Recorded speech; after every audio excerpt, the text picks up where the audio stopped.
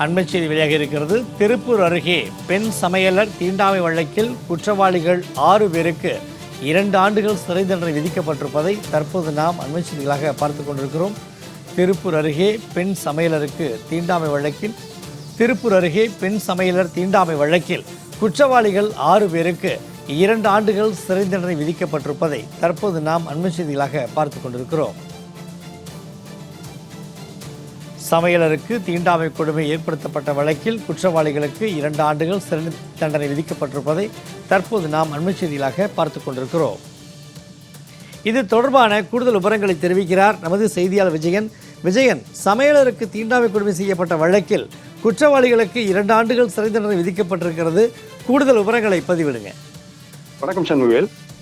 அதாவது குற்றவாளிகள் என அறிவிக்கப்பட்ட அதாவது ஒரு பெண் உட்பட 6 பேருக்கு 2 ஆண்டு சிறை தண்டனையும் தலா 5000 ரூபாய் அபராதம் விதித்து தற்போது தீர்ப்பு வழங்கப்பட்டுள்ளது. 7 ஆண்டுகளாக நடைபெற்ற இந்த வன்கொடுமை வழக்கில் திருப்பூர் மாவட்ட வன்கொடுமைகளுக்கான அந்த சிறப்பு நீதிமன்றத்தில் தற்போது தீர்ப்பு வழங்கப்பட்டுள்ளது. அதாவது கடந்த 2018ஆம் ஆண்டு அந்த திருப்பூர் மாவட்டம் அவினாசி திருமலைக்கவுண்டன் இருக்கக்கூடிய பள்ளியில சமையலர் பாப்பால் என்பவருக்கு எதிரான அந்த வன்கொடுமை வழக்கு திருப்பூர் மாவட்ட வன்கொடுமைகளுக்கான சிறப்பு நீதிமன்றத்தில் ஒரு பெண் உட்பட 6 பேர் குற்றவாளிகள் என நீதிபதி சுரேஷ் அறிவிச்சிருந்தாங்க. அதனைத் தொடர்ந்து தற்போது தண்டனை விவரத்தையும் முழுமையாக அறிவிச்சிருக்கிறாங்க.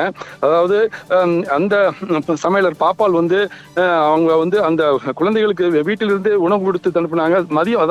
மதியம் சத்துணவு சாப்பிடும் குழந்தைகளோட எண்ணிக்கையும் தொடர்ந்து குறைஞ்சது. இதனால அருந்ததிய சமூகத்தை சேர்ந்த அந்த பாப்பால் கடந்த 2018ஆம் ஆண்டு சேவூர் காவல் நிலையத்தில் புகார் அளிச்சிருந்தாங்க.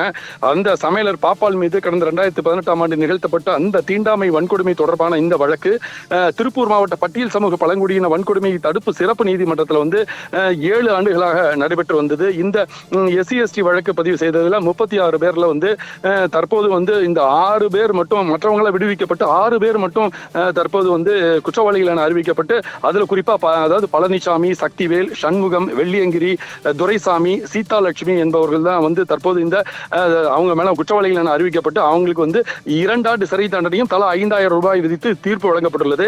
இந்த 7 ஆண்டுகளாக நடைபெற்ற இந்த தீண்டாமை வன்கொடுமை தொடர்பான வழக்கில் இன்று குற்றவாளிகள் 6 பேருக்கு 2 ஆண்டுகள் சிறை தண்டனை தீர்ப்பு என்பது வெளியாகியுள்ளது குறிப்பிடத்தக்கது. கூடுதல் விவரங்களை வழங்கியமைக்கு நன்றி விஜயன்.